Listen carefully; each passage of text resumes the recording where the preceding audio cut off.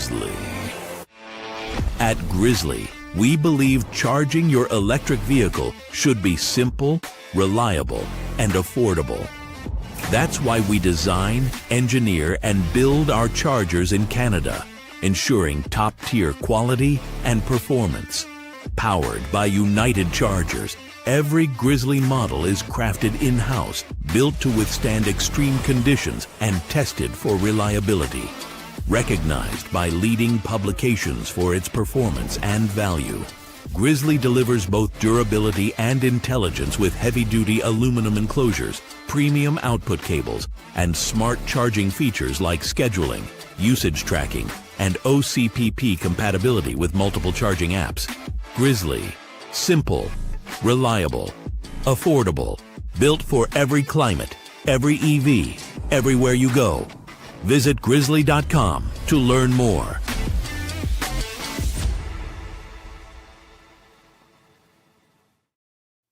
Hello, and welcome to the Batteries Included podcast. It's Friday, August the 15th, 2025, and this is episode 101. On today's show, we'll be talking about Ford announcing a $30,000 electric truck, the debut of the Acura RSX, riding in Robotaxis from Tesla and Waymo, and of course, much, much more. I'm your host, Dominic Yoni, longtime electric vehicle journalist and host of the YouTube channel Drive Electric with Dominic, which should be coming out of Stacy's shortly. Joining us today is the vivacious Mr. Tom Malogney, senior editor at Inside EVs and host of the YouTube channel State of Charge. Kyle Connor will hopefully be joining us here in a few minutes from the majestic, practically palatial halls of Out of Spec Studios. And our special guest this week is Christopher Bowe, host of the Bowe Family EV YouTube channel and also host of the Turn Down for What podcast. And he has a day job as well, working for an international delivery services company. Oh, and he's also a Ford F-150 Lightning owner. And so thank you for joining us, Chris. Yeah, happy to be here. Good morning, you guys.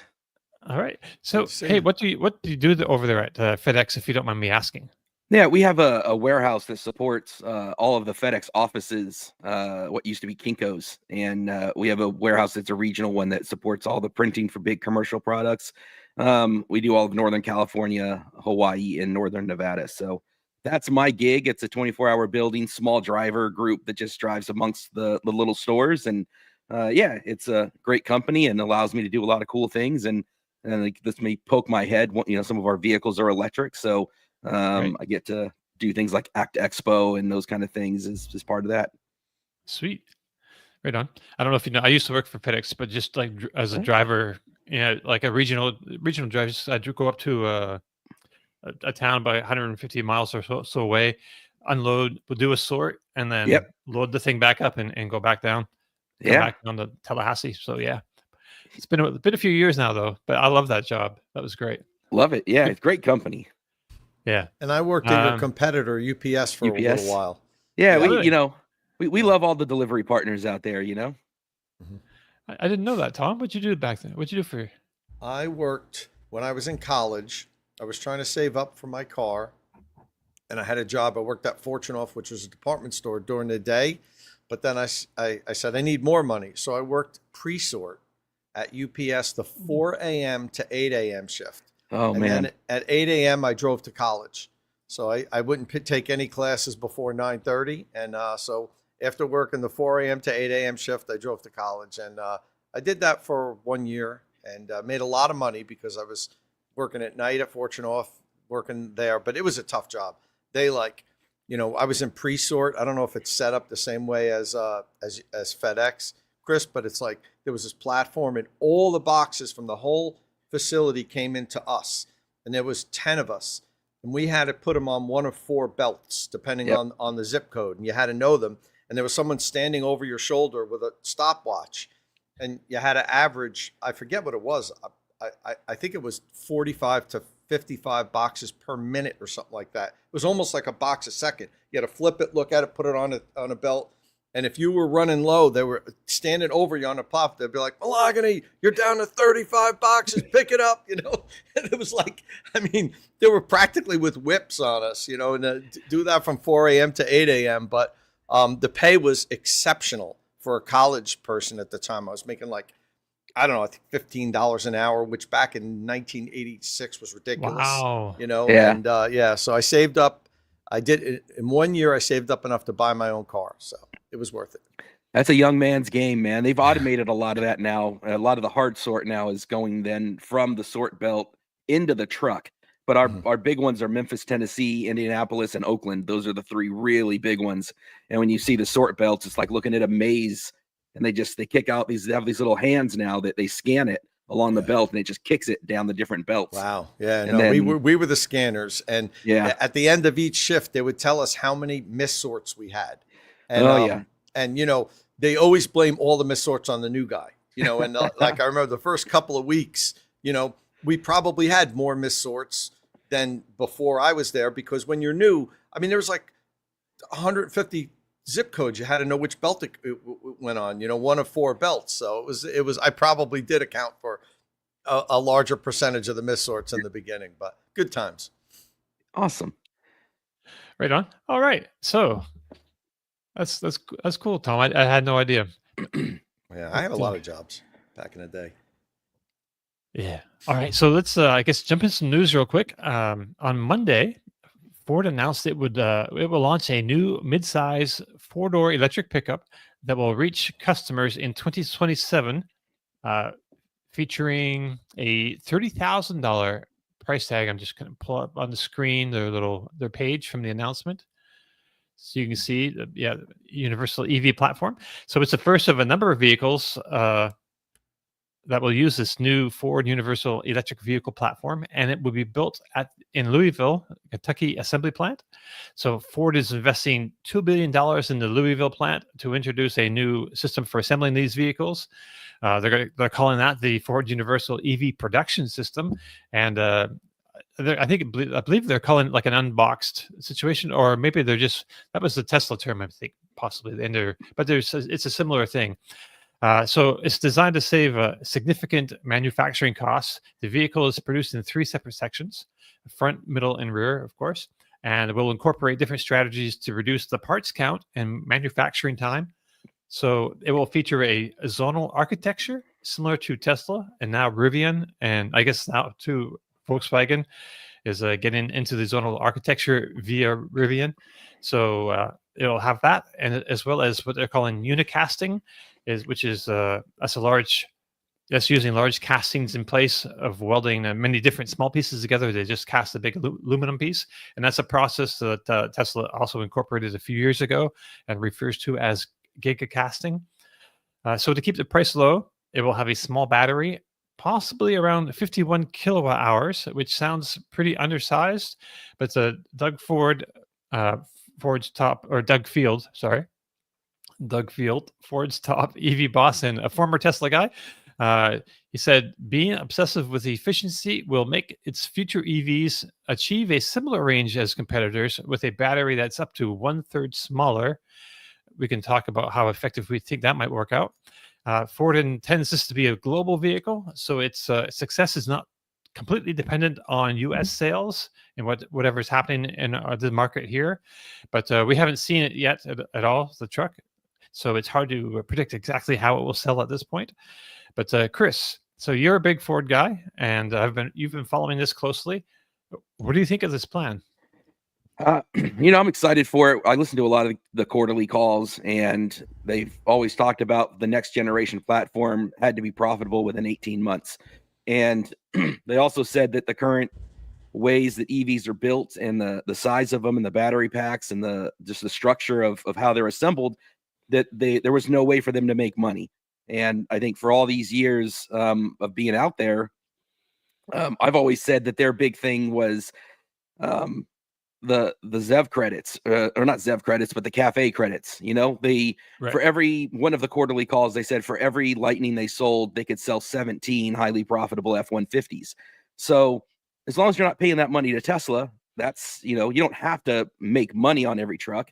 And then I think a lot of people confuse the idea of losing X amount of monies per truck with the money they've invested into all the stuff that we've just talked about now, which is, they're doing Blue Oval City, they're doing the SK On partnership, they're doing the CATL partnership in Michigan, which will be the first one with the LFP batteries. They're talking about all the folks in Irvine with the Skunk Works that have been renting buildings before they recently opened. Our friends Patrick and Liv found that building out in Long Beach, the electric duo out there. They were also at this announcement, so shout out to them because they were one of the few that were from the community in person there. And all of those things cost money. Out here we have the Greenfield Labs out here in Palo Alto that I've been to in the Bay Area. That costs money, all those engineers. So those are investments into this platform that we're now seeing kicked off. And it wasn't a product launch so much as an manufacturing and kind of forward direction launch. And so it was exciting to see it. And I think, that you'll notice there was a lot of the glad handing of the politics, the local politicians, the UAW. If you're fundamentally changing the structure of how you assemble something and at the same time losing 600 jobs in that efficiency process, you better have your UAW folks on board. And it's, and a lot of that was, and it was funny because one of the most organic moments was when they talked about far fewer fasteners and air conditioning in the building, which I'm sure Patrick and Liv can talk about the heat in that building. So yeah, you have to have that genuine enthusiasm of the assembly. So more than anything, there wasn't this product release. It was more of like, look at how we're going to do it differently. And even within that, there wasn't a whole lot there that you hadn't seen before from others. But from a legacy OEM, that's transformational. So I'm obviously, as a fan, I hope they can execute. That's what it always is, right? You heard a lot of kind of those Tesla cues of like, the best part is no part. And the other one is, hey, we're making a bet. Now can we land the plane? There was a great quote from Jim Farley about, okay, we're going to get this thing up and flying, but can we land the plane? And, Elon would say things like, prototyping is easy, manufacturing and scaling, that's hard. Okay, now it's the hard part, right? We knew the Model 3 had that, production hell, right? Well, Ford's going to experience what that's like. So yeah, I'm excited for it. There's a lot there to unfold now. And I can't wait to see what they produce. But profitability is huge. These are going to be American-made cars, American-made jobs. They're going to export them to the world. This will be a platform that theoretically can do that. I think they're targeting somewhere in the 100 and 150,000 scale. But we've heard that before from Lightning. So fingers crossed. And Ford will pivot if it doesn't work. But this platform should be something that has multiple iterations, a Transit, a couple different SUVs, but they're going to start with the truck because Jim has always said the things that we do well are trucks, commercial, and enthusiast vehicles, right? Your Mustang GTDs, that's their bread and butter. So start with their strength, and that's what they're doing. Right. So that was interesting. They, I for some reason, I was thinking they wanted to say it was like going to be profitable right from the get-go, but they didn't actually say that. I think they're expecting to lose a little bit of money at first, which kind of makes sense, but being a global product, I think this is, it's just a way to get out of the box, right? With his first vehicle. So you can't expect a lot of profit, especially at that price point. $30,000. That's a hard target to hit. So they're really pulling out all the stops to do that, including that tiny battery. Tom, what was your impressions of the event? Well, first of all, I think Chris nailed it when he talked about the fact that they have to execute. Sounds great. A lot of things sound great. Model E sounded great to me. Set pricing on websites, dealerships with charging equipment, buying into selling electric vehicles, dealers making an investment so they're going to take it seriously and not just park all the EVs in the back corner of the parking lot and bury them. And when somebody comes in, say, yeah, you don't want to bother with one of those. Model E sounded great, but look what happened with that. So, and I'm not saying that Ford didn't try. They really did try, but the devil's always in the details, and you have to execute. Sounds good. They talked about it being a Model T moment, and I actually kind of like the fact that it was a philosophy and a process more than a vehicle, like than just showing us, look, here's our next Model T, which you really can't repeat. The Model T could really almost can't be repeated. The fact that they're going into this new manufacturing process, they talked a lot about the assembly tree rather than an assembly line. I'm still not 100% sure how that is so revolutionary rather than having a straight line, having 3 branches. I don't know how it's necessarily going to save a lot of money. Nobody else has done this. Nobody else has decided that this is going to make them make manufacturing better and save money. I did talk to Alan Clark about it though, and he gave me a really long-winded answer. I want to take a look at it again. I just spoke with him yesterday at the recording and see exactly, try to pick apart exactly where he's talked about how that's going to save. The platform is a good platform. I like the idea that it'll service all different types of vehicles. And while Ford only talked about this new, say, Ranger-sized electric pickup truck, I did ask Alan, I said, that's the only vehicle you guys are talking about right now. But do you have other vehicles in development? Or are you just going to go push forward with this and then, see how it sells and then maybe move on to the second vehicle? And he said, oh, no, we have other electric vehicles, in development. So, that was good to hear. The zonal architecture, I think, is super important. I believe that's got to be the future of automobile manufacturing. It saves a ton of money. It reduces complexity. It saves weight, which, as we know, everything's so efficiency now, and it's going to save a lot of weight. They save over 1 mile of wire. I think Rivian said they eliminated 1.6 miles of wire from their vehicles. When you think about that, that's just, that's nuts. It's like 8,000 linear feet of wire, and that's a lot of weight and cost. So it's good. All the things that they talked about here was good. I'm not sweating the 30,000 mile price that much. Everybody's come out with prices. I can't imagine them nailing that when it comes. Maybe they will. Maybe we'll get lucky. We don't know what's going to happen. Something big's going to happen in the world like next year, and they're going to be like, well, because of that, this is now $34.99, the base price with the small battery. They are going to have multiple battery sizes, I believe. So, everyone's focused on talking about, well, maybe there's a 51 kilowatt, which is total guesswork at this point. But let's say there is. That would be the lowest price one. And, well, if you want the 93 kilowatt hour battery pack, that's $9,000 more or whatever. So, there'll be longer range options. But I think if it can deliver, with a 50-ish, 50 to 60 kilowatt hour battery pack, if it can deliver 200 miles of range, I think that will work for a lot of people, because the truth is we ask for way more range than what we need in many instances, and those small Ranger size pickup trucks rarely tow. I think Ford said, what was the percentage of Ranger? I forget what it was. It was like 10% or something like that of Ranger, current Ranger owners actually use it to tow. So, that's not as important. It doesn't have to be everything for everybody, but if it's affordable, I think it will, do well. I think part of that idea of the Model T moment too is people think it's about, this suddenly affordable car. And the Model T, when it first launched, it took a few years for it to become scaled and super affordable. The price came down. Yeah. But if it also wasn't the state of the art vehicle of the day.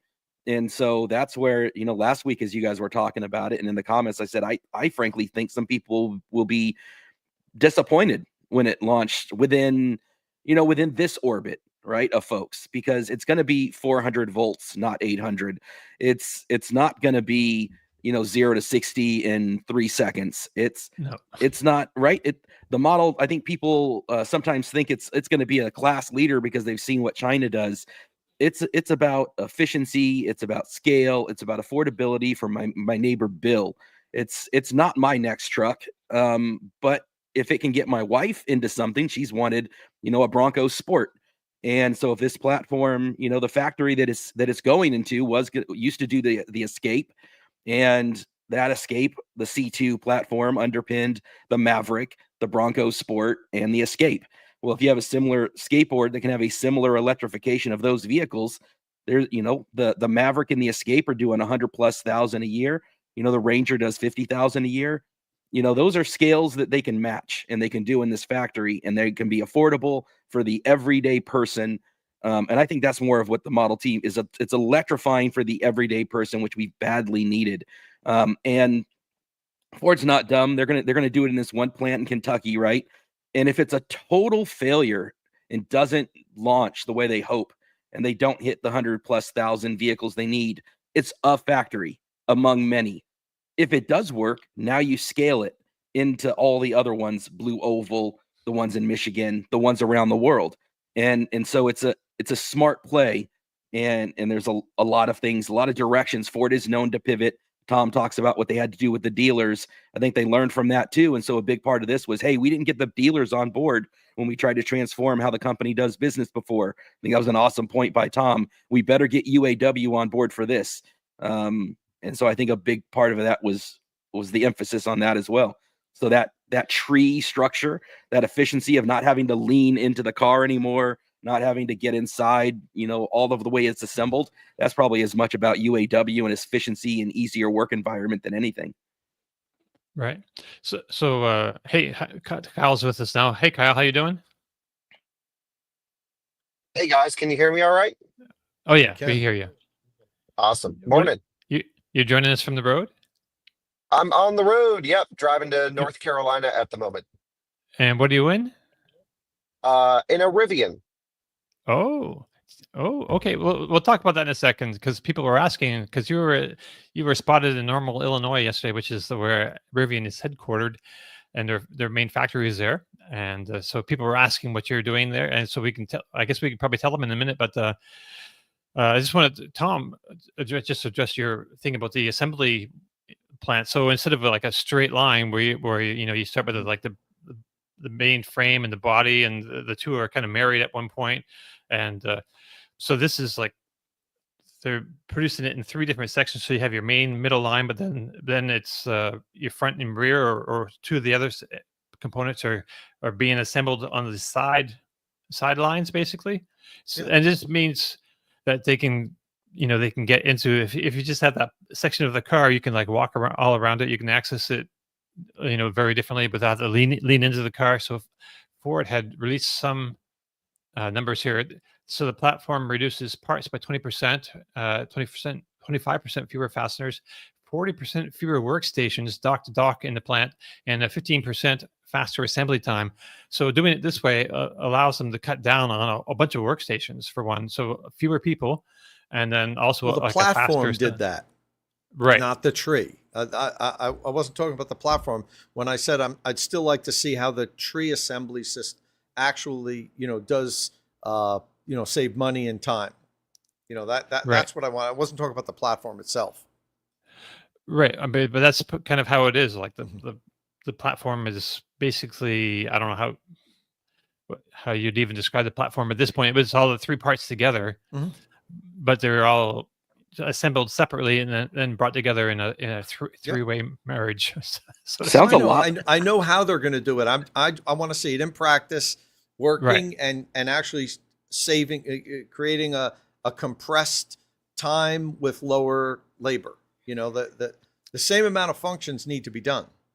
If you remember Right. Kyle's video when he was at the Lightning factory, they kind of similarly do that with the Lightning. If you remember, he had a point where he was like, oh, that there's the skateboard at the bottom that was on that piece, and here comes the chassis. Yeah. And he would be like, oh, that chassis is going to meet this skateboard. Yeah. And you could see it come together. I mean, that might be a 2-part tree. And instead of in the future, you're going to have a front casting, a rear casting, a structural battery pack. That's going to come together and then put that topper on. Yeah. But it's but yeah, like it'll be interesting to see. We'll need another Kyle video and do another factory. Yeah, I was at that factory 3 or 4 times, where the Lightning is currently assembled, so I know exactly what you're talking about. I'm not saying it's not going to work. I'm just saying I'm curious. I'd like to see how it's going to save time and whatever. You're still, beholden to the everything has to be timed right. If one section of any of those three trees is held up, you're only going to be as fast as the slowest point of those three trees. You can't have one line of the tree piling up cars while the third is taking longer. So we'll see how it works out. I'm not saying it won't work out. I'm just saying I'm curious to see how it saves time and effort, time and money. So what do you think about this $30,000 vehicle, Kyle? Well, I think it's exciting. I think Ford gets it. It's like, finally we see some of the existing American automakers go, holy smokes, we've got to make some radical changes here. And they seem to be doing it. They seem to get it. I'm really excited for this. 2027 is not that far away, so they definitely No. waited deep into the development cycle to announce this. It feels like the appropriate timing, assuming first deliveries do start within, like 2027 model year. It's still going to be 2 years away, I guess, if they go end of 27, but it's not that far of a wait. And I honestly, I don't know how Slate is going to survive this. Right. Yeah, it sounds like they might be a casualty of this whole thing. They're still going. They're still, it's like a hype machine over there at the site. They got a fair amount of money, and they're spending a lot of it on just like getting that name out there, and a lot of marketing wraps for the prototype. Yeah, I think Slate has to rely on the ability to hit a market that just doesn't want to buy a Ford. People sometimes will say, like, how does anybody not buy a Tesla? And I'm like, man, a Tesla doesn't fit me. I love Tesla, but there's not a vehicle that I sit in that makes me feel anything like the Lightning. And, someone's going to sit in a Ford and say, like, yeah, 150,000 people own a Ford, whatever this is. The Slate is unique. It's a little bespoke. You can customize it. It could be a different kind of audience that gets the Slate, but they have to be able to make money in order to do it. The Slate, I don't think they're going to compete head to head with this truck at 25 versus 30 if those numbers are real. A lot of question marks about that for sure. But the way that you customize it, they had a couple shots of a Slate recently that reminded me a lot of like a Suzuki Samurai or that kind of fun. I remember those fun cars from back in the day, man. I used to love the little Suzuki Samurai, and you could do so much with it. So it's more for that crowd, I think. Different customers, If I Slate totally gets agree with that. Yeah, I like Chris is saying, there's an ass for every seat. And so I was just purely bringing up the fun idea of, well, there's some serious competition happening in this low cost EV pickup space. And you know what? If they're truly 30 grand, I think they're going to be able to sell everyone that they can come up with.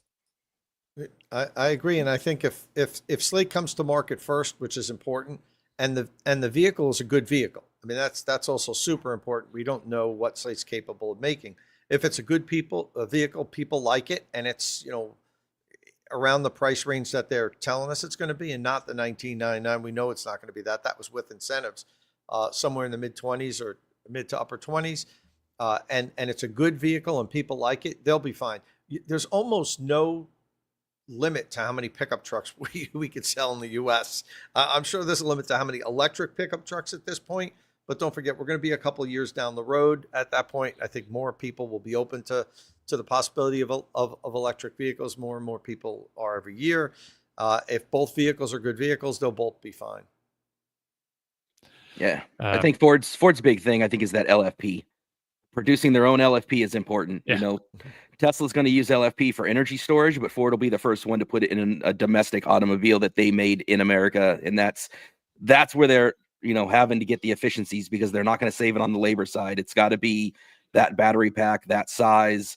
So yeah, I don't expect to see a giant battery, and that's where their money savings has to come from. And yeah, they need to sell it at volume. That's the key.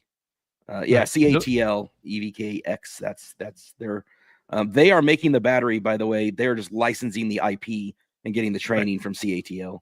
Yeah, it's almost not like a partnership. It's just a licensing agreement. Yep. Yeah. It's not CATL's not in their factory making the batteries with them. It's all Ford. Yep. They just paid them to license their tech, And I think I Ford think they'll have wants some. everybody to know that. It's not a traditional partnership where the two of us got together and are making it. We're just saying, you've got great tech. Let us pay you for it and let us make it ourselves. I think they'll have some CATL employees like helping set up the process and get them off the ground and everything. But Probably in the over beginning. the long run, it's going to Yeah. be it's Ford's thing. Yeah. And It's those not like a those Tesla Panasonic partnership, Dominic, where, Right. both companies are fully involved. So, Yep. Right. And these are prismatic cells, so that's part of the cost feature. So they can make with prismatic cells, they're like Lego blocks basically, and I think it's going to be easier and cheaper to assemble once with those things made like that, and also alter the size of the battery packs as well. If they want to take it a few modules, it's I think it's a low cost way of doing it.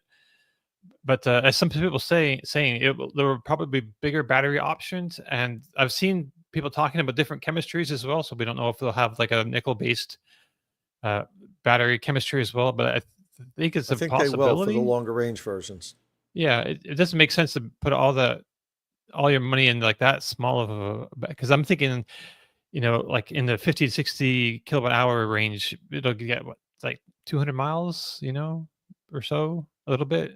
I think people will want to spend a little bit more money on and pay for a bigger battery and pay for more range. And so why not address that market as well? Yeah, and I think there was Larry that chimed in and said, "Man, they're 2 years from now they're going to launch this thing with LFP and they'll be behind."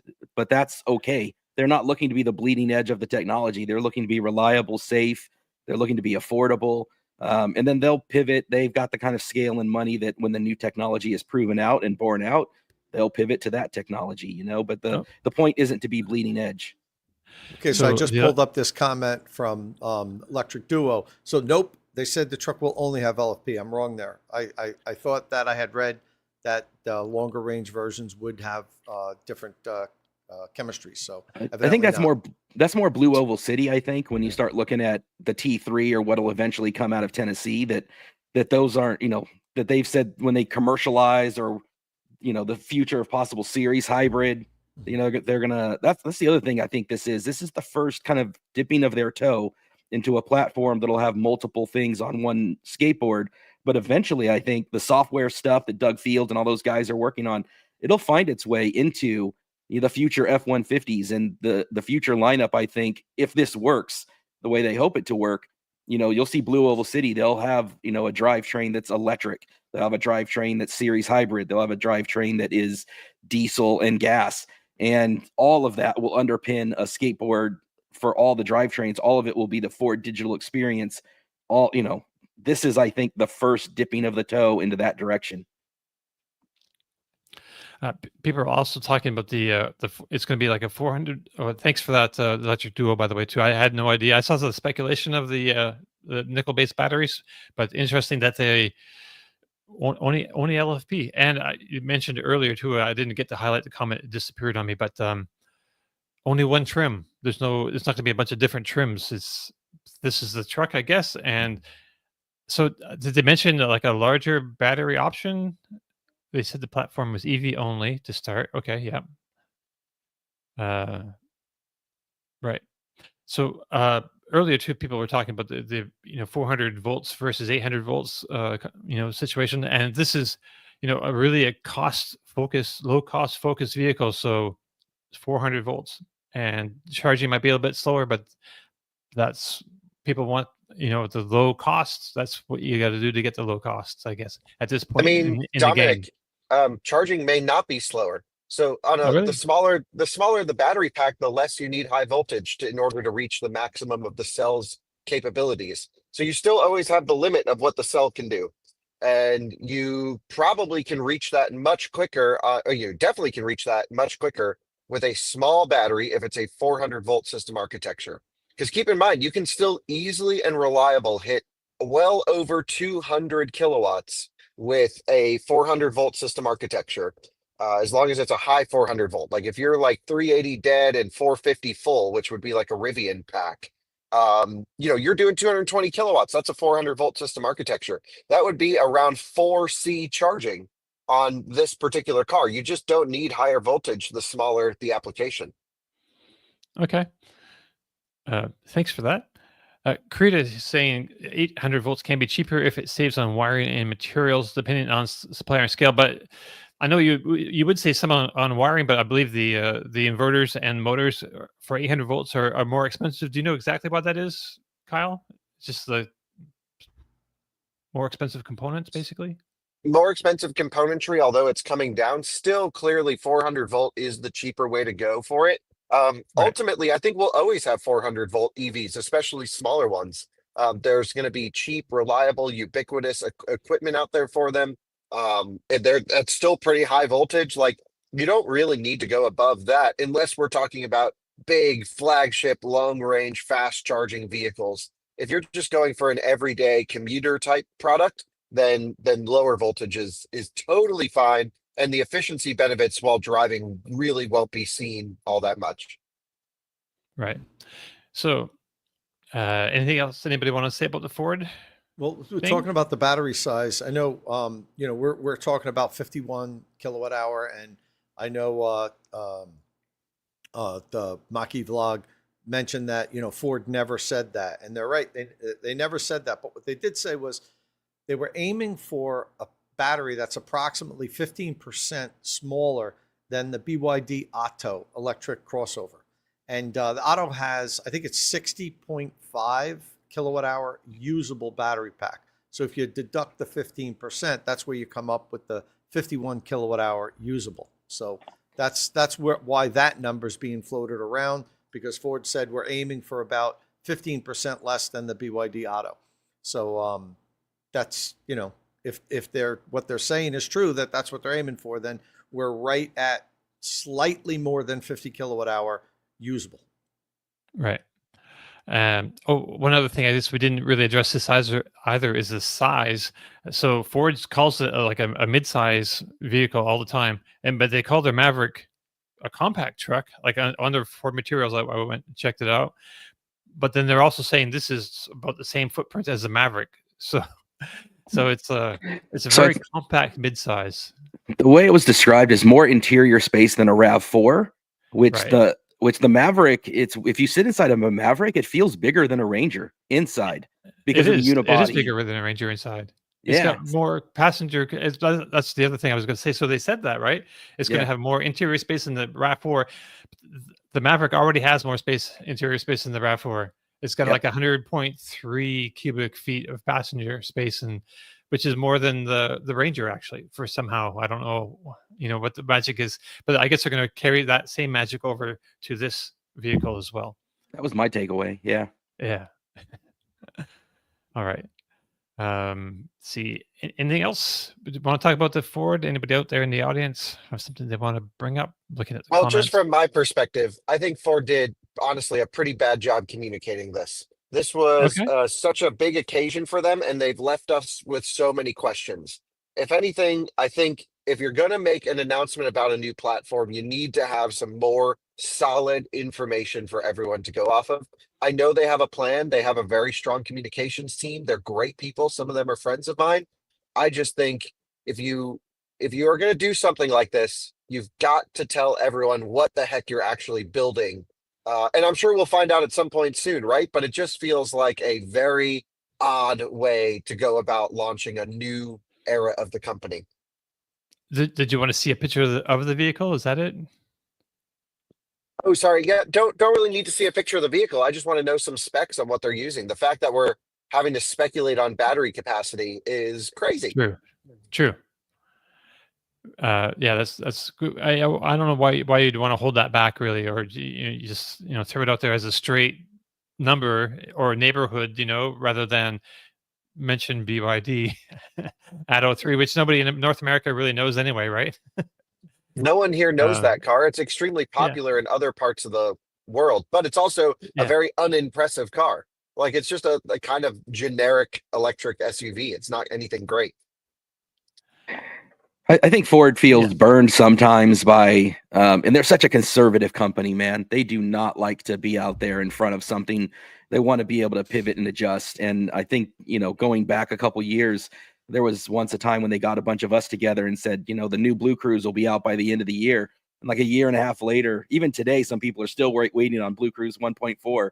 And I think that kind of thing haunts them. They were, the Ford, we're going to go 3 shifts. We're going to get, the Lightning's going to be 100,000. That didn't happen. Hey, T3 is going to be coming. That had to pivot. Blue Oval is going to be this thing. It's been pushed back. I think they feel burned by each one of these, and they're like, we're not going to say something until we need to say something. Their strategy in general kind of mirrors what they've done even with their battery pack. They put extra buffer in there. Their communication is like their battery pack. It's got some extra buffer. They want to be conservative. They want to be safe. Blue Cruise, same thing. There's Blue Cruise had been out there being tested amongst Ford employees, but they're so conservative with releasing it. Their OTA updates. This is where legacy Ford still reflects legacy mentality as opposed to the bleeding edge companies. So that's why they had to skunk works things, because if they worked this project the way they work everything else, it would take forever. It kind of, I would say, is on brand as much as it's frustrating. Yeah, but I don't think it's just legacy Ford, Chris. It's legacy auto.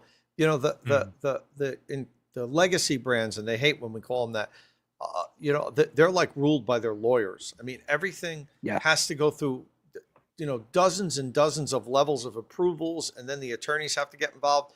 That's what you don't really have as much with a Tesla, a Rivian, a Lucid, where they can pivot quickly. They can, make decisions without it taking 3 months to go through legal and everything. So, I think that's the legacy brands have gone through these iterations over the last 100 years of, iteration after iteration and layers of management have been added and added and added. And, remember Ford v Ferrari movie, how, and that was even back then that Shelby was so, frustrated with the, bureaucracy, and that, imagine how much worse it is now. So it's not just Ford, but to defend Ford a little bit as far as saying, that they're beholden to this, the legacy, albatross. Ford's a company that came out and said that we're going to pivot to NACS, essentially changing the course of automobile industry, period. I mean, once they opened that door, everybody had to do it. So that was kind of, forward thinking or, ballsy of them to do. They also came out with the Model E, which it failed, but they tried. They tried to literally have like a set pricing that was established on websites, for their EVs. They tried, it didn't work, but they tried, and now they're doing this. So they are, while they're a legacy brand, they are certainly trying to kind of break from that mold and be like, relevant and new and being able to move and pivot quickly. Yeah, I think their employee pricing was as close as they ever got to being able to get, they got a little taste of it with employee pricing. Like, all right, this is where we're going to be. And that's as close as we ever got to that moment. Yeah. It's a shame that Model E wasn't able to really come to fruition, seamless online purchasing, deliver the vehicle to your house. Anytime you need service, they come and pick it. I mean, there were so many aspects of that people like about, let's say, a Tesla. How the Tesla experience can be, while still having the dealerships for people that want to go there. I thought it was a very good mixture. It's just unfortunate that in this country, the dealer lobby is so strong. It's nearly impossible to break its back. And they just overwhelmed Ford with lawsuits. And Ford just said, we're fighting lawsuits in nearly every state. And, this is a battle we can't win, but they tried, and I got to give them credit for that. Yep. Right on. And anything else anybody want to add?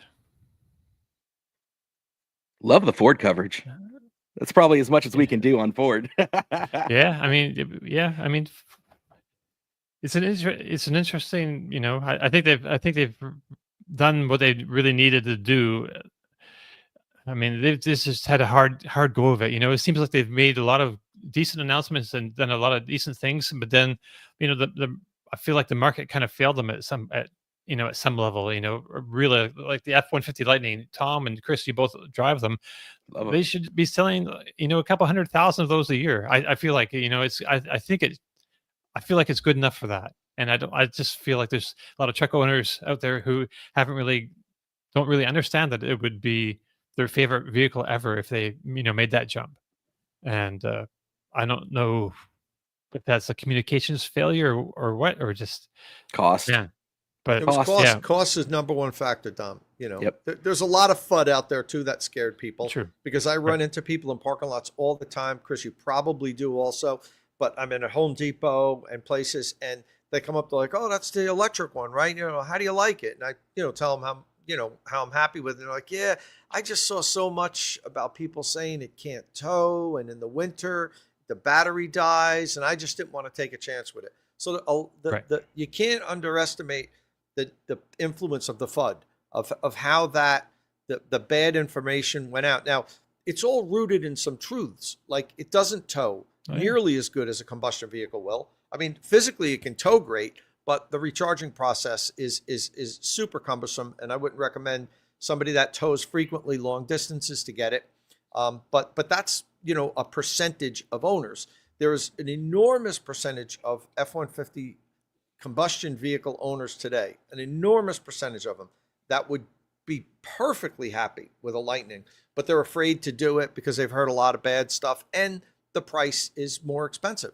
And Ford Enthusiast says here, if I could afford one, I would have one. Man, look at the used prices. Don't be afraid about getting a used one. The used F-150 Lightnings, we could talk to Brandon about that. He might be in the comment section now. He got a ridiculous deal on a used Lariat, but it's a great vehicle. I love it, man. And I know Chris loves his, and I've had mine for 3 years now. It's one of my favorite, if not my favorite, electric vehicles, and I've driven them all. So, Right. it should, you're right, Dom. There should be more Lightnings in more people's driveways. They'd be very happy with them. I like this comment by Cicero. He says the F-150 was the right product with the wrong customer base, and I kind of feel like there's a good bit of truth to that. But we should move on, I guess. Yeah. So while we're on the subject of Ford, just real quick, I wanted to mention that this video that was making the rounds yesterday of a green Ford Mustang Mach-E going down a California highway, like slammed up against the concrete barrier, and then making a hard right when the barrier ended and taking out another car. So there's all kinds of speculation and autonomous car or Blue Cruise. Just people, just making up stories about what happened. But according to the police report, I just wanted to set up the record straight here. That according to the police report, it was determined that the vehicle was not operating in autonomous mode, and CHP officers arrested the driver on suspicion of driving under the influence. And I believe Kyle posted or shared this on socials and mentioned drugs, maybe. I mean, yeah, duh. Just look at what's going on there. It's so obvious. Welcome to the Bay Area. Right. I didn't look. I didn't really see him, but I guess people like Kyle. You said he was praying. Yeah, I mean, I don't know what the dude was doing. He was all tripped out. Who knows? This is just a real problem. And thank God no one got hurt. That's the good news at the end of the day. But like the Tesla people sharing around like, oh, Ford Blue Cruise, like there's no indication of that being on driver assistance. Also, like whenever someone swerves in a Tesla to avoid something, they're like, look at what FSD did. It's like, holy smokes, let's just use our brains here. And humans are good or terrible drivers. This is so annoying. I hate it. Anyway, clearly drugs. I settled the case yesterday. You didn't even need to wait for the police report. It's all good. All right. Well, I just wanted to like an official word. Not that yours isn't good enough, but I just thought I'd throw that out there because it's everywhere right now.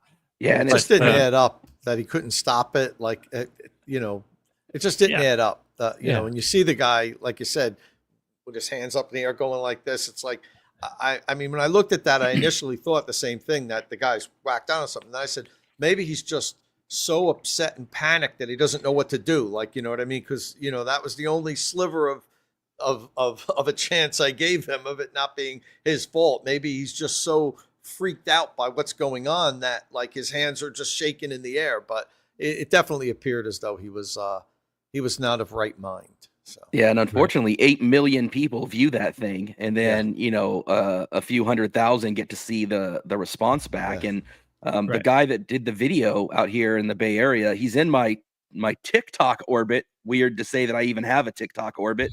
But he stopped and he checked on both drivers, and I asked him, I was like, what'd you see? And I posted his response back to me, and he's like, yeah, the guy's eyes were all crazy, and he never once mentioned anything wrong with the vehicle, and people would be like, oh, he was probably in shock and the airbag hitting in his face. I'm like, yeah, but I think of every fender bender that I've ever been in. I think of when Tom got his car hit, right? Yeah, regardless of the situation, the first thing you do is you start accusing or defending or explaining. If his car was going crazy, he'd have said something, and he didn't. And so it's right away my red flag was up. And then the CHP out there in Redwood City, right next to San Carlos, released that DUI. And people think DUI is alcohol. DUI can be anything under the influence of. So it's just unfortunate that 8 million people see that and then turn around, and so few are going to see the truth, and that'll get used for years, man. We'll hear about this for years. And somehow it becomes a Ford or an electric vehicle issue. Yep. Not a drug problem. It's look at what happens with these electric cars. They take off on their own. You can't stop them. Yeah. There was a lot of that already. Yeah, I know. Yeah, already. But we should move on because there's still a bunch to talk about here today, if you don't mind. So let's get this other big story out of the way as well. We don't need to spend a lot of time on it because there's still not a whole lot of information about it. But the new Acura RSX Prototype is debuting today at Monterey Car Week. And I'm just going to bring the video up here on the screen and share that so y'all can see. This is kind of it. All right. So they call it a prototype. And so it's not exactly production intent, but I think it's pretty close. It's basically what the car will look like, and it comes a year after the reveal of the Acura Performance EV concept, upon which this was kind of based. And the concept actually looks pretty close to this as well. It wasn't like a crazy far out there kind of concept. And it's a pretty short little video they have here as well. So the Acura sold an RSX from 2002 to 2006, and that car was a coupe, kind of replaced the Integra from the 90s. The new vehicle is meant to be sporty as well. It's going to be but it's a crossover SUV, as you can see on the screen. It's going to be it's the first vehicle to sit on Honda's global EV platform, and it's going to be produced at the Honda EV Hub in Ohio. So there's still a ton we don't know about the car, like any of the performance metrics. We don't know. We do know it will be the first vehicle to use Asimo OS. So that's an operating system named after a humanoid robot that the Honda made and developed from 2000 to 2018, I think. I kind of missed the little Honda robot. So the other main takeaways from the initial press release, at least, is that it will feature a double wishbone front suspension, have vehicle to load, so it can power off-board devices. And see, Tom, so after making the Honda E, which we didn't get in the US, and the Prologue, which is basically a badge-engineered Chevrolet, Honda is finally producing its own platform. So it's pretty early days. We don't have a lot of info, but what do you think of Honda bringing this out ahead of its Zero Series, of Acura bringing this out ahead of the Honda Zero Series vehicles that will share the same platform? It's hard to get excited about. What I'm excited about is that Honda's finally going to be bringing a fully engineered electric vehicle that they did in-house to market. That's with their own platform and everything. So I think that's the big news here. It looks okay. I think it looks okay. It's hard to say. Concepts are always look sexy. I'm sure it's going to be toned down a little bit. It's probably pretty close. Looks pretty close to production, but I bet you there'll be some small changes. I can't get excited about it. It's okay. It's another crossover in this space, another option, which is great. These are the vehicles that people want to drive. It kind of looks a little like Lotus to me, and also Polestar, kind of Polestar 7, Lotus mixture. But there's so many of vehicles in this space now, it's hard to not bring something that looks like something else to market. So good for Honda and Acura. And let's see the final version of this thing and the specs. Really, that's obviously the most important thing. Yeah, not a whole lot about the specs. What did you think, Kyle, of this thing? You're not at Monterey this week, car week this No, week. this seems like something that should have launched 7 years ago. Oh, wow, so that's a spicy take. Just reminds me of when Mach-E launched, and it's, used to be a 2-door. Mustang is supposed to be a 2-door. This is supposed to be a 2-door. Here's a 4-door. It's another segment in that Mach-E tradition of just ubiquitous things that they call SUVs that aren't SUVs. And I think Tom nailed it with, it's just, hey, Honda's going to get in the game. Awesome. Yeah. Thanks for coming. That's a big news to me.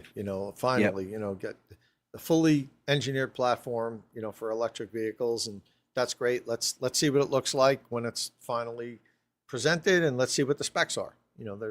Honda has a lot of loyal buyers, Honda and Acura. So we see that with the Prologue.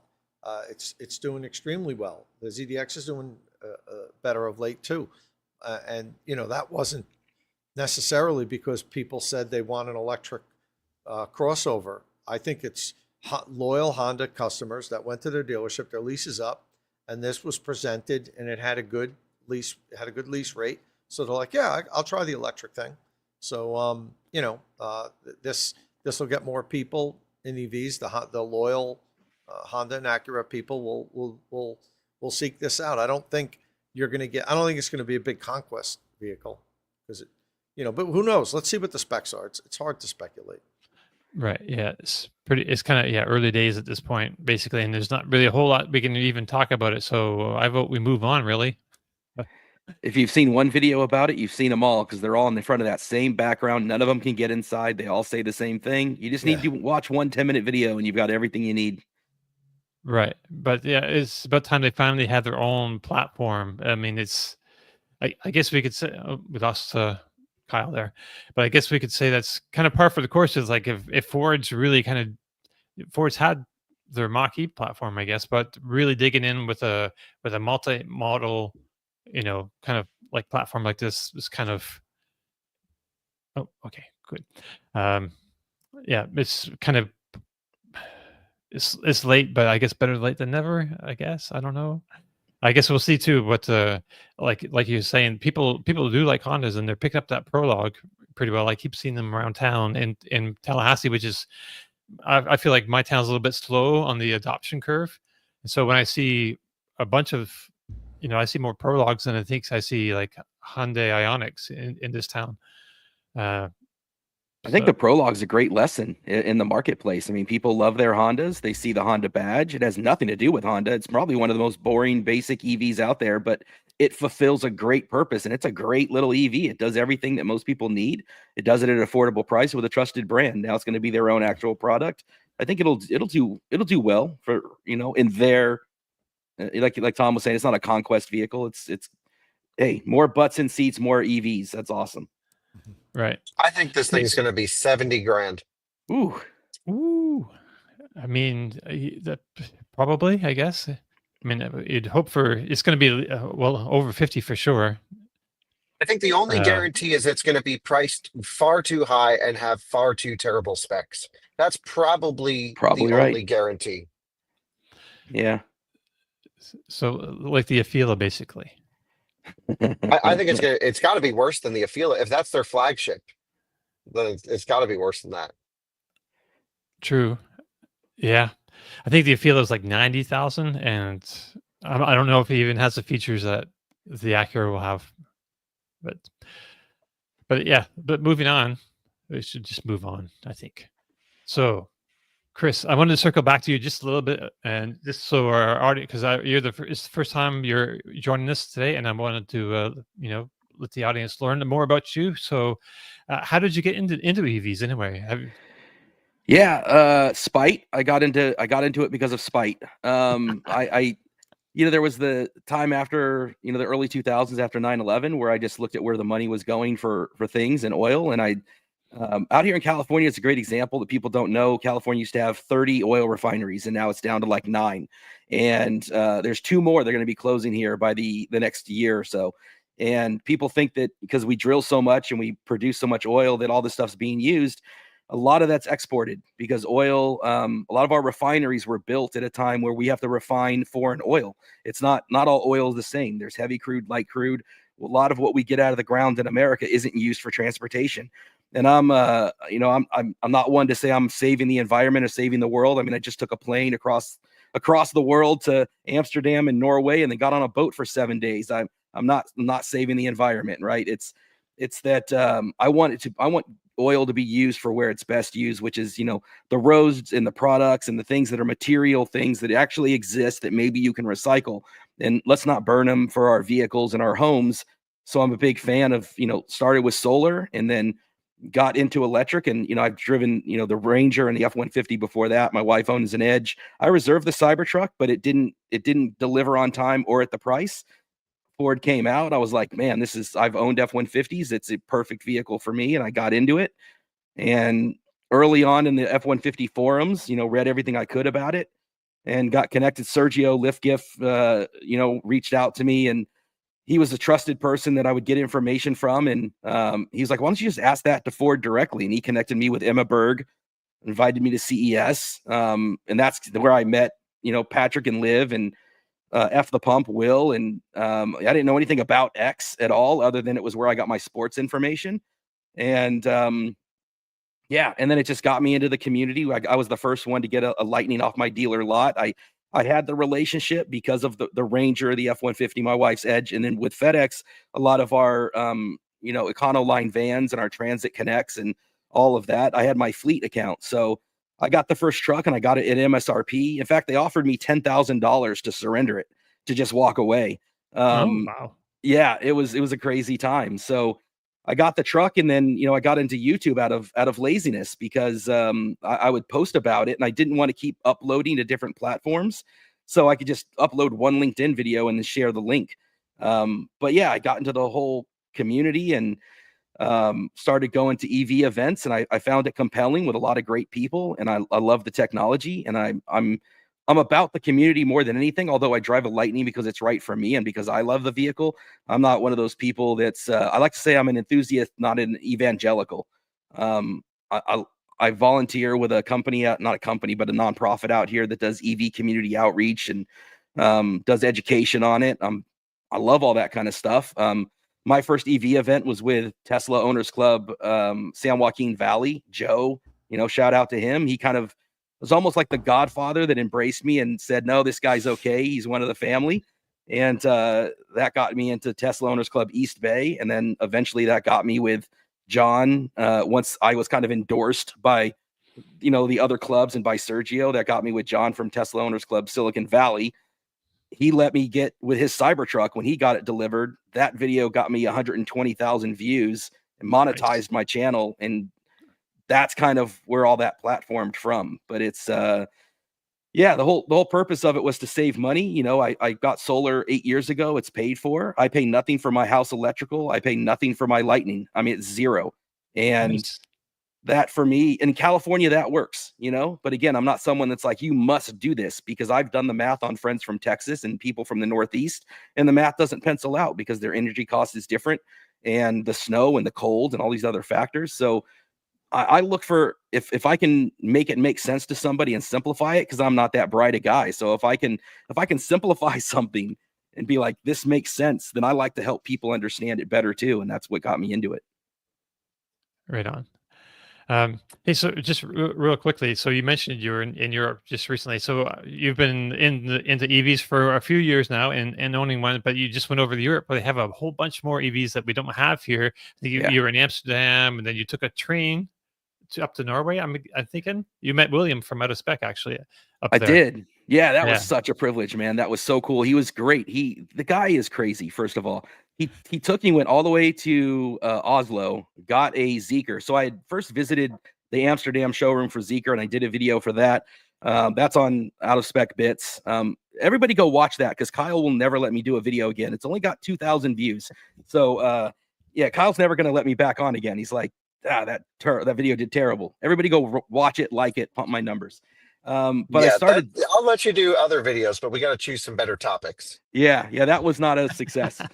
And so I got to see him in the showroom, but they wouldn't let me test drive. They wouldn't let an American out on the streets of Amsterdam with it. So then, I took a cruise ship up to Norway and did a 7-day on the west side, but it didn't go to Bergen or Oslo or those places where the big, areas are. It was out in the fjords. So William goes all the way to Oslo, gets a Zeekr. He's like, hey, I'll let you drive it. Drove for 14 hours to get the Zeekr and then drive all the way to the west coast of Norway. Picked me up at the cruise ship and we spent a day, and that video's coming, and that was a fun video. Awesome. I got to drive it down like the longest, deepest tunnel in the world. Went and visited a bunch of different charging stops, got to see a ton of vehicles that I've never seen before. Got to just really get a feel for it. It's a lot of fun. I hope people enjoy it when it comes out, and I hope they watch more of that than they watched of the Zeekr showroom. That's for sure. Right. Is that coming out on your channel? No, that's going to be on. See, Kyle didn't know how bad the first one was going to do, so I think that's going to appear on Bits. So Okay. hopefully I'll get some redemption on the second video. Well, that sounds like good. I'm pretty looking fun. forward to watching it. That'll be fun. Yeah, that was a me too. blast. That sounds great. So, what did you think of the Zeekr, real quick, just briefly? It did 375 kilowatts, and it held like well over 200 deep into like 80%. It was crazy. It's not that golden battery or whatever, right? But that battery was strong, and it was. And William does a whole cool part where we're at a charger, Alpatronic HYC 400s, and shout out Brandon Flash in the Alpatronic, by the way. And he was showing me how he has there's 2 different cables on 2 different Alpatronics, and one delivers more power than the other. All that kind of stuff was fun. The interior of it was great. This was the high spec, so it had air suspension. Everything was soft touch. It was really fascinating. And so, everything's brought to another level with those Chinese cars. And it was cool to see Skoda. It was cool to see the curbside charging. It was cool to see BYDs. I mean, God, I could spend another week out there checking that stuff out. And what really struck me was how easy it was just to go from country to country. And just to see the mix of charging infrastructure. And we saw Chempower, we saw Alpatronic, we saw so many different, he took me to like a grocery store area where they had 75 kilowatt chargers. They have a lot of Nissan Leafs still out there. So Chatamo, I didn't realize Chatamo was a thing in Europe. So it was pretty incredible. I think it reminded me, or not reminded me, it gave me perspective about just how far behind we are in so many ways. And I think they have the advantage of that 240 volt charging on the curbside everywhere. That's their base voltage. That's right. I don't think that can be underestimated with what a big deal that is. Yeah, that's like 20 kilowatts basically, right? Yeah. AC charging is like that's a fat amount of power coming in. Yeah, I spent time with my so my brother-in-law is from the Netherlands, and so we went and spent time at just a local grocery store and doing that kind of stuff. And I posted some shorts on my channel of some of those moments. And every grocery store we went to had these bring your own cable chargers. Every neighborhood had bring your own cable. Even in Amsterdam itself, along the canals, bring your own cable infrastructure right there in these 700-year-old cobblestone streets. It was definitely a different mindset. Right on. Well, thanks for sharing that. And we'll look forward to that video. We'll try to mention it on the show when it comes out. So Kyle, you've done some pretty awesome things since we saw you last week. I wanted to get into your adventures with the Robotaxis, but you mentioned a friend of yours had an issue with dog mode that you thought was important to talk about. So I can pull that up right now while you tell us what that was about and what people should do or look out for.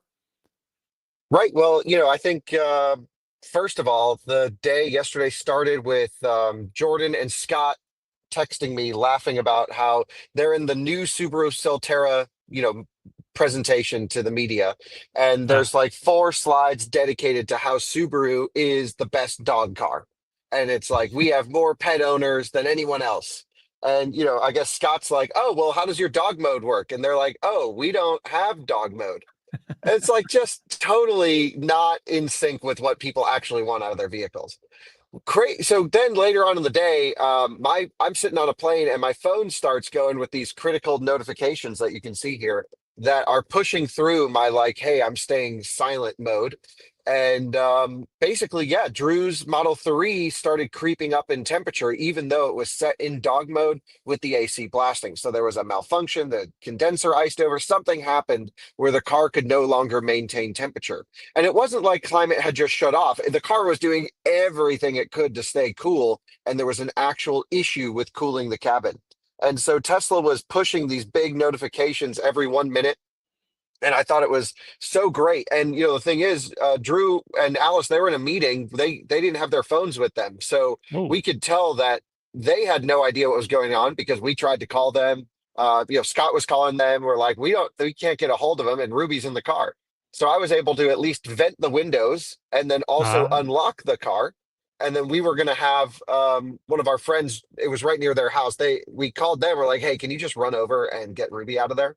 And that was really cool. Unfortunately, they weren't home. So right as we were about to call the police to go over, because the temperature was getting to be about 100 degrees in the car, and those temperature sensors aren't totally accurate. I'm sure it was pretty toasty. And yeah, then they finally saw their phones and ran out to the car and got Ruby. But it's still pretty cool integration there. One other thing we should say is with Rivian, they also one time I had the air conditioning system fault. Actually, the whole truck faulted while charging in dog mode. And hmm. not only it didn't, I think this was before critical notifications. This was a couple of years ago. It was actually texting me and said, hey, your vehicle has a fault. It was in dog mode. You should go back out to it. And so those types of features are something you just don't see, but I think it's as critical feature like that and really cool in working and restrictions. Oh, you went a little bit robot on us that last little bit. Oh, now we can't hear you. He And it's might cool still to be see it work. talking. Okay, he was there for a second. So we you went robot on us for a bit, and then you dropped off completely there, Kyle. But Oh yeah, heard you just fine, but you got the gist of it. yes. All right. So yeah. Okay. Let's move on then, real quick. So yes, you were in Austin to drive the Robotaxi. So yeah, Tesla started this Robotaxi service in Austin a few weeks back. So you went down to see how well they work and compare them with Waymo, which has had driverless taxis in a few cities for a few years now. So you have one video up now about riding in a Tesla Model Y for quite a while. It was quite a trip, I guess, but there are more coming, including one maybe with a race between Tesla and Waymo. So I don't know if you want to get into all of that right now, but at least wanted to hear about the long ride that you took in that first video. Right. Well, the first video wasn't the long ride. We ended up doing a few Oh, hour ride later on in our experience. That video hasn't gone up yet because we wanted to run it out of charge and see what happens. So we just kept changing our drop off point until we ran out. And we didn't end up running out, but it was really funny to see Tesla's reaction to that.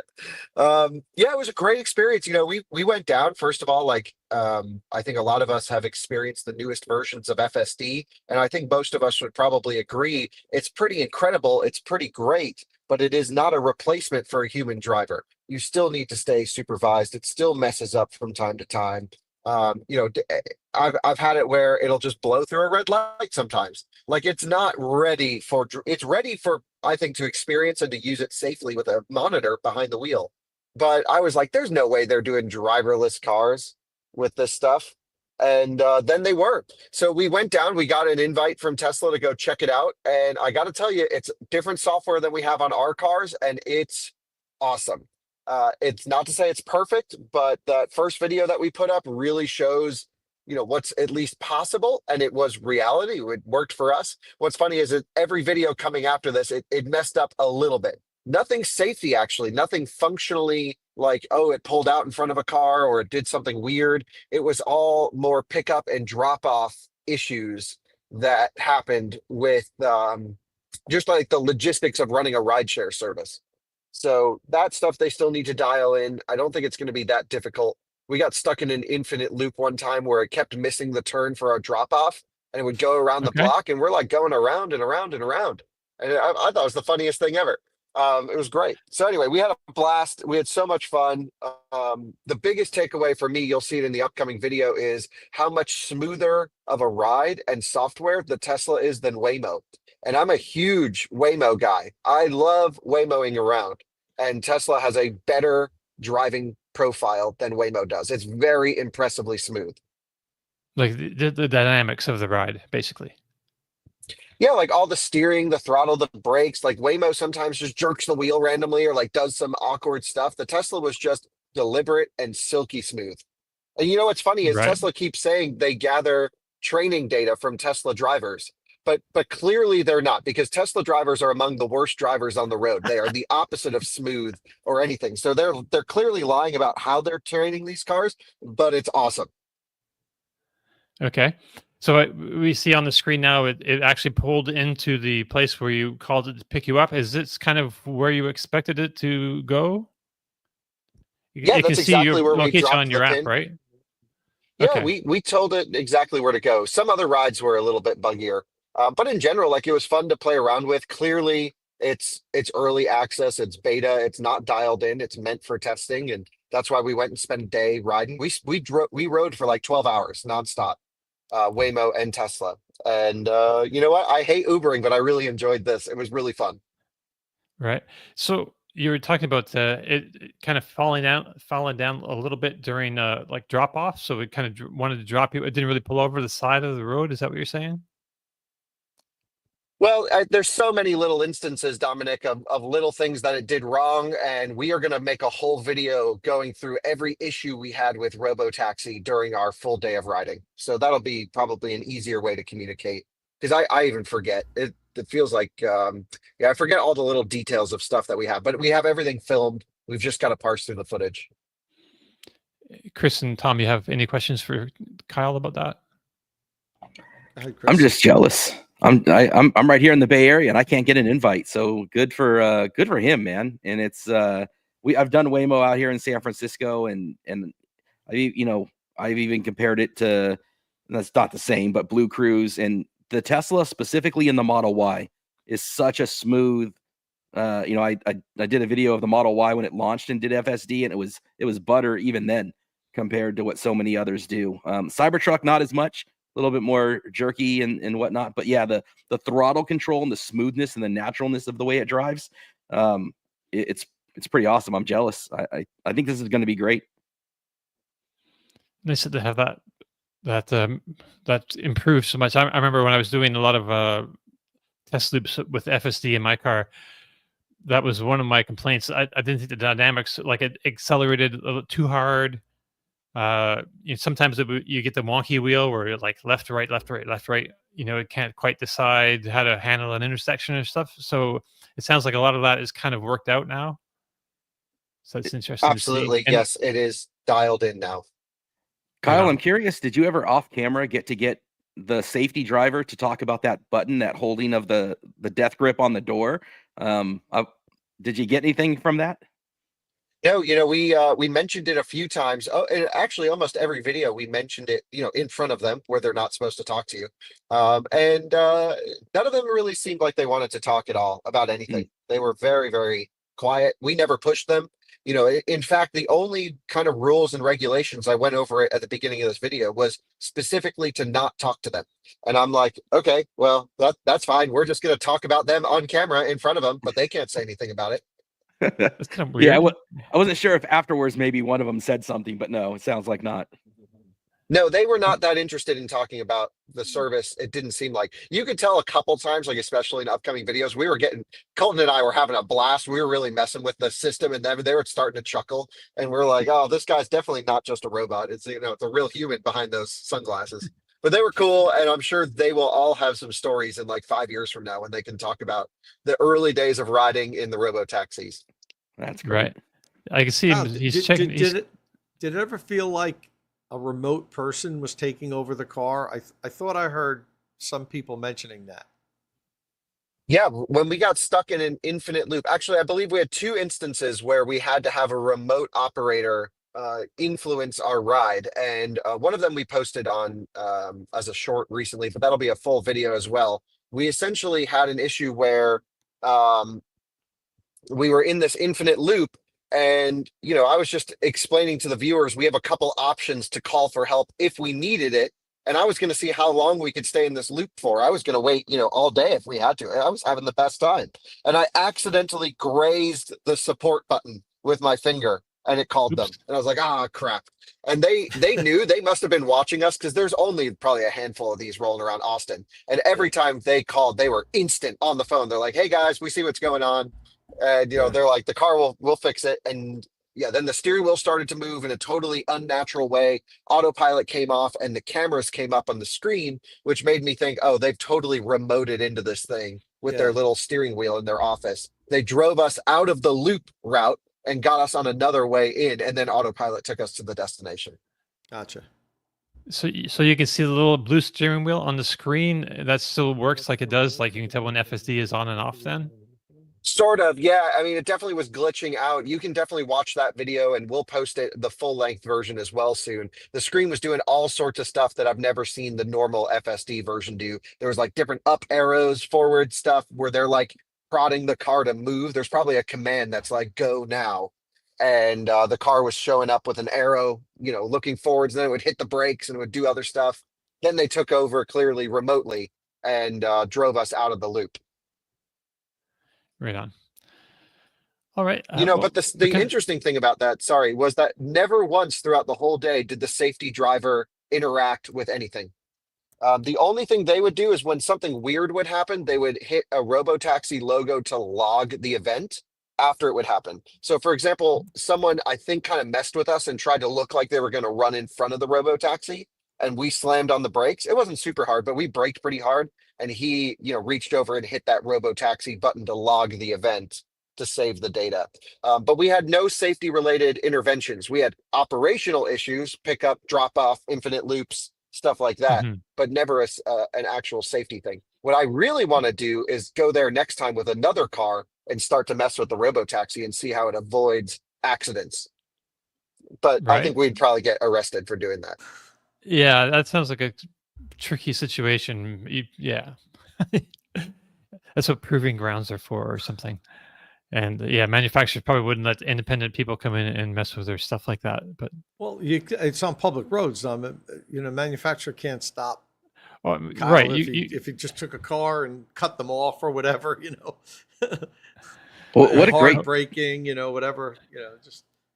What a great juxtaposition, though, of what we were talking about earlier, where Ford is so cautious and careful, and Tesla's like, let's just throw this thing out on the roads, and here we go. Let's see how it works. And that's it's just such an interesting dynamic. The difference between them, I love it. I mean, it was funny. We were talking about Europe earlier. I finally saw an I-Pace that wasn't Waymo white with a bunch of gear on top of it, and I was like, oh, these I-Paces don't look too bad. But those I-Paces are, well, the Model Y is just this common car that's out there without all this gear on it. Is it perfectly tuned today? No, but it's gonna be, and that's a pretty impressive at a cheap rate. I think it's staggering to me to watch what him going through all these different things, and I'm like, man, that's incredible to me. Right. Well, it sounds like there's a whole bunch more Waymo Robotaxi content coming to the out of spec channels coming up, so keep an eye out for that. Anything you want to mention again about that, Kyle? Honestly, I thought for a beta, for an early days, it's fun to laugh at the issues, but overall, it's amazing how solid and safe the experience felt, truly. And I brought Colton along on purpose because he's kind of an FSD hater. And I'm like, well, let's see what, I'm obviously into it more than your average, car enthusiast. Colton's like, I drive myself. I don't want to use FSD. And, at the end of the day, he was really convinced. He's like, oh shit, this is really cool. Okay. Right on. Interesting here, that perspective. I think the other thing I'll add about FSD and Robotaxi and all this kind of stuff is that, I look at my mom who's, retired, and some of her vision is going, and she can't drive at night anymore. And I think more about just the mobility as I get older and whatnot. This technology, it's going to give your freedom back. It's going to be really transformative for a lot of people that that have to rely on paratransit or relatives and these other shuttle buses from retirement centers. There's so many cool possibilities here down the road that I love seeing it. Yeah, right on. A lot of good promise, I think. All right. Hey, this week, Kyle, you've had a Chevy Silverado EV Trail Boss on loan, which I gather you really like, and and I'd like to hear about that. But also, I'd like to. You towed the Lightship this week, and that's an RV that comes with its own battery and motor, which is supposed to greatly extend how far you can tow. So I'd like to hear a little bit about that. But also the truck, real quick. Yeah, so we have videos coming, I think even today, starting on Lightship, which is a collapsible RV, towable RV, very expensive, very high end, starting at least. And they're built in Colorado, which is really exciting. It's really one of the first of a couple of these new generation RVs that are designed to be towed behind electric vehicles. That means integrated battery pack, drive unit, HVAC systems, thermal loops, zonal architectures, ECUs that control each area. It's really a car and a house in one. And it's very complicated, and it's done to the same approach of Tesla, Rivian, Lucid, these startup automakers. They're radicalizing the RV industry, which has been really one of the worst industries for quality. Now, of course, you can go up to the Airstream, really nice stuff, and that's kind of their competition area. But it's all about future technology and integrating it nicely. So really nice product. We've done many tours. We shot an update on all of the trim levels and options that'll come up. We shot a full factory tour, and most interestingly to me is they let us be the first ones outside of the company to tow their Lightship. Now, you guys know I usually don't hold back. If something's terrible, I'm going to say it's pretty terrible. And so they were super nervous. They like kept trying to schedule phone calls and these things ahead of time. I'm like, dude, if it doesn't work, I'm not going to come. Like, just make sure we can tow it. I'll show up and we'll shoot the video. Like that's all I'm interested in doing. And you know what? They got it dialed in, I guess. And I used a Rivian R1T for our first towing experience.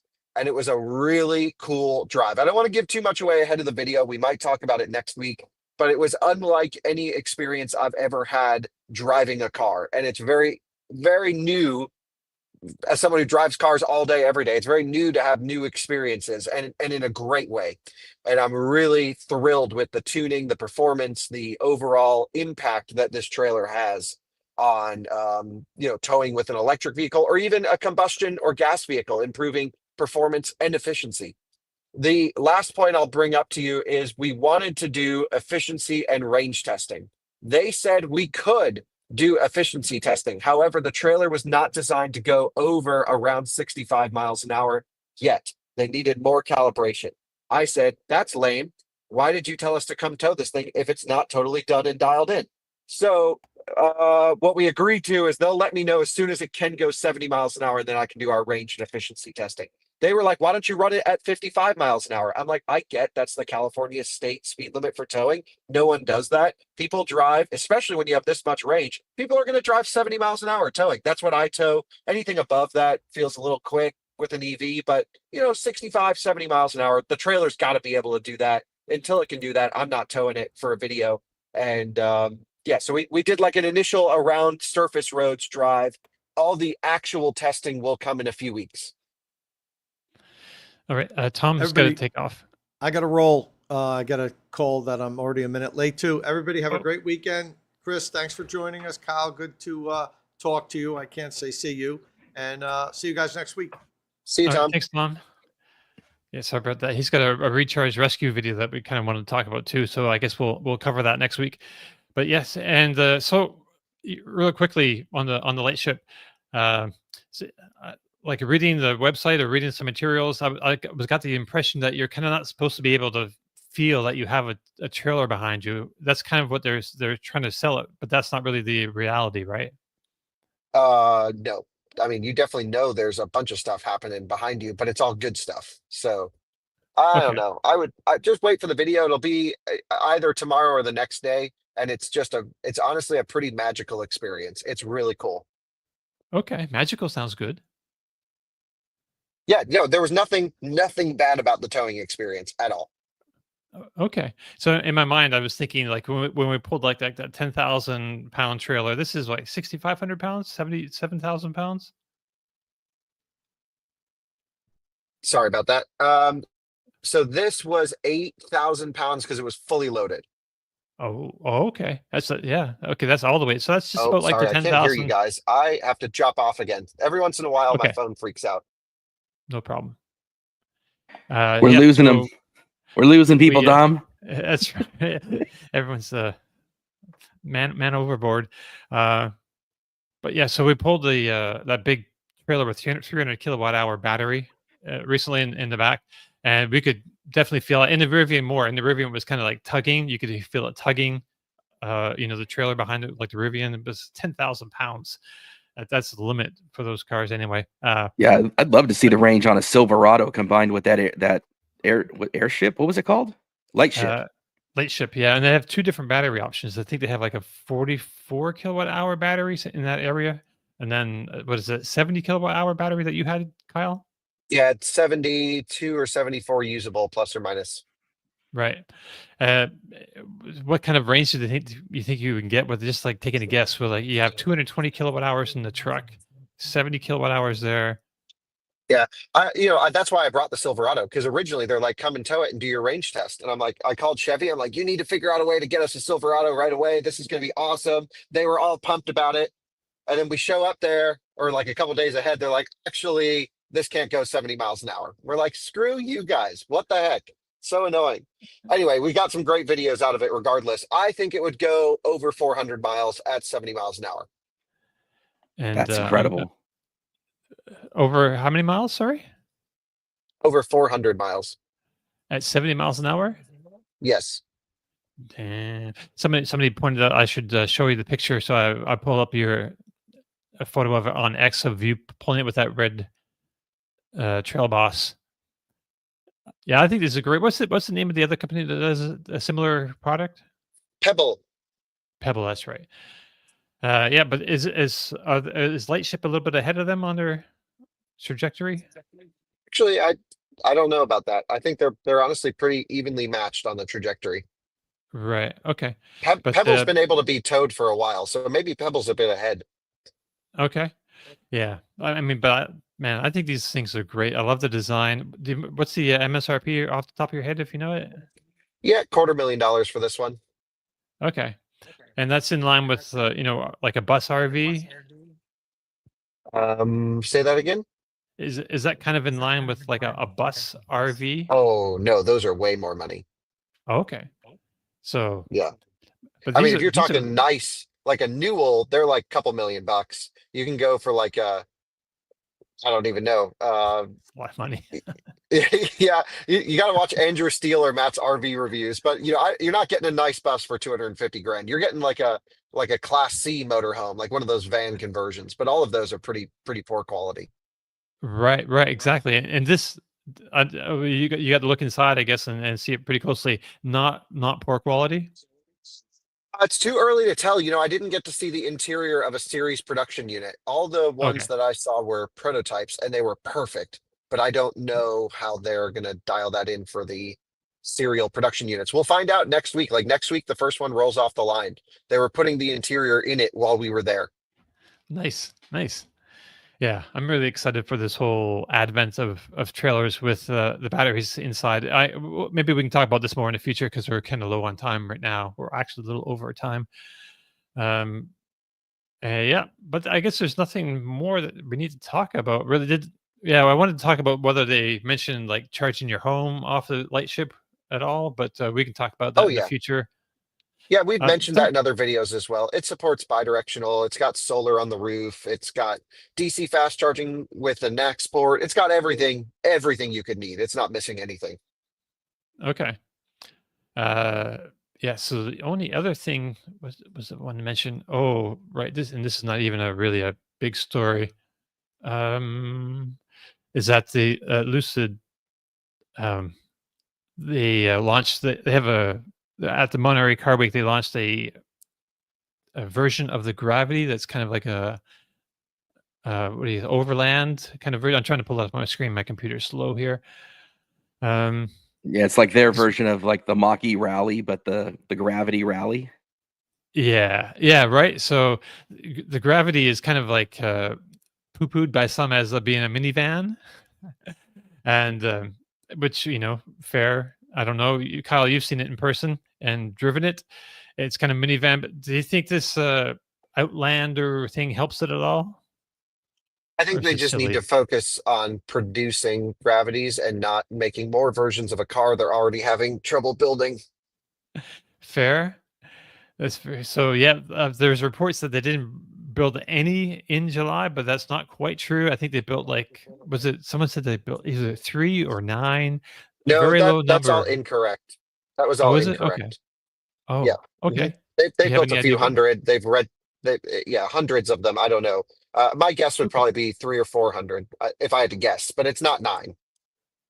Okay, that's good to hear then.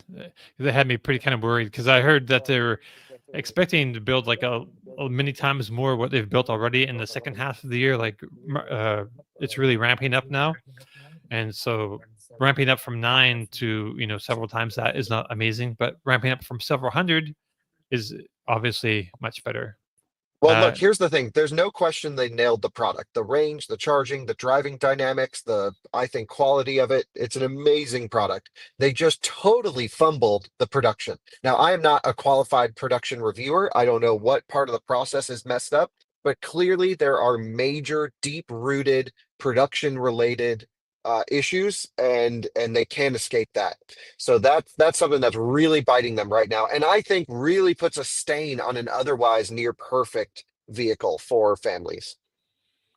True, yeah, the rollout has not been good. Not when not when you're like a startup and you're like not begging for money, but they've got a good backer in the Saudi PIF fund. Um, but yeah, the execution has not been great on the production side at all. So they really need to turn that around, especially if they want to do like high volume vehicles. I think they're supposed to show off a new vehicle here pretty soon. Not this, but The midsize their that Corey's working on that midsize, which man, they've got to scale that thing and they got to nail this if they're going to ever try to do a midsize. And I right. had heard whispers about them having magnet problems, getting magnets for their motors, and I don't know if Right. that's excuse making, but that's what I had heard locally here in the Bay Area. Right. I mean, there's been a bit of an issue with rare earths and materials out of China. They've put stops on rare earth stuff at some points, and even lithium. There has to be a lot of battery materials now. They have to get a special license to export. So China's kind of putting the you know trying to, I don't know, really take advantage of its position as a world leader in mineral processing for battery related materials. But that's a whole other conversation. Yeah, Look, at so the end of that's the day, this SUV concept probably would have been received way more positively if the company was where they thought they would be with production by now.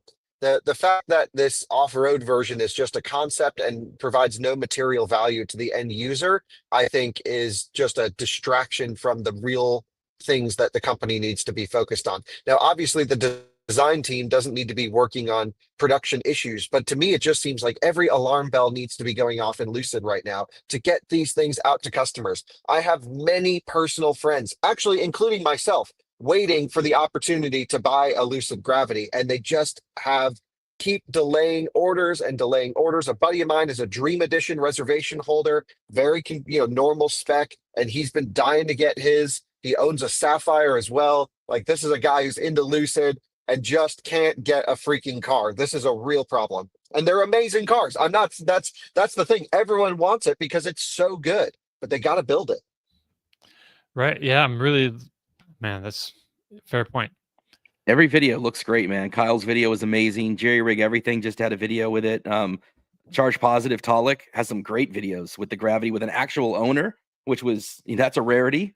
So there's Right. some great stuff by on his Charge Positive channel with a real Gravity owner where they take it around, they charge it, they do some different things, and everything about that vehicle looks great except that they can't produce it. Yeah, it's just unfortunate. So someone was saying at the top of the show that the new Chevy Bolt has been seen. I'm not really sure if that was an official thing. It's not on their media Yes, site. it's It's spy photos. They were out testing them, and actually, we've got 2 separate emails from viewers who saw them and sent us some actual photos. Okay. Yeah, CFC. Yes, I see some spy photos here. I'll just throw this up on the screen real quick. 2027, it's 2027 Bolt EV, and that's basically it there. And it looks a lot like the old Bolts. I mean, I think I'd have to see them side by side. The front does look a little bit different, but Very similar to the EUV, that yeah. they would have, and it was a great seller. Nothing wrong with that. So Yeah, I thought they did a pretty good job with the EV, like on the styling. It's kind of boring, but that's basically that's fine for that segment. But I think we're just about out of time. We've lost Kyle again, so we should probably call it a day. I mean, he's got a video too about his X-Charge grid link, his DC charger in Colorado with the battery built into it that he had upgraded that he wanted to talk about. That he's got a video out, so if people are interested in that, maybe worth checking that out. Also, he had finished so last week we talked about this new series of videos he was making that was pretty interesting, called the Run to Zero, where you take a car and like a kind of low state of charge and then drive it to zero just to see how it, because they all kind of handle that differently now, right? Oh, he's with us again, actually, at the stage. Right. You're back with us here. Just about to head out, Kyle, and just mentioning your Run to Zero thing, that your first video is up. So if people want to see what happens when you in a Nissan Leaf limo with 2 batteries, when it gets to a low state of charge and eventually runs out completely, yeah, you can tune in and check that video out. But I think, anything you want to say about that, Kyle, before we go? Maybe he can't hear us. yeah, Oh, just got you guys back. Okay. Well, we're just going to let you go, but I was just mentioning you put your first drive to zero or run to zero video up on the out of spec testing channel. Anything you want to say about that before we go? Nope, it's on the testing channel. No need to go into it in detail, but it was a fun one. I like the series. We're gonna do more. Kyle, I noticed there was a point where you turned the leaf off and then kind of turned it right back on again to see if it would power up. Do you think waiting longer? I've seen some vehicles where if you wait like 5 minutes and then power it back up, or do you think that would mess up the test to wait that long? Or do you think it would make no difference? It's so bad, guys. I really apologize. I've got bad service. Okay. We'll just call it a day then. How's that? A week. Sounds good. Right. Sounds good. All right. Well, thanks for joining us on this episode, Chris. Such a pleasure. Yeah, been great having you, man. We'll have to have you back sometime. Yeah, it's awesome. Yeah. So I guess that brings us to the end of our show. If you have any questions or comments, please leave them below or get in touch with us on the social media platform of your choice. Don't forget, if you like the show, please give us a thumbs up, click subscribe, tap that bell icon for notifications. Great to see you all again, of course, and we'll see you next week. Say it. Ciao.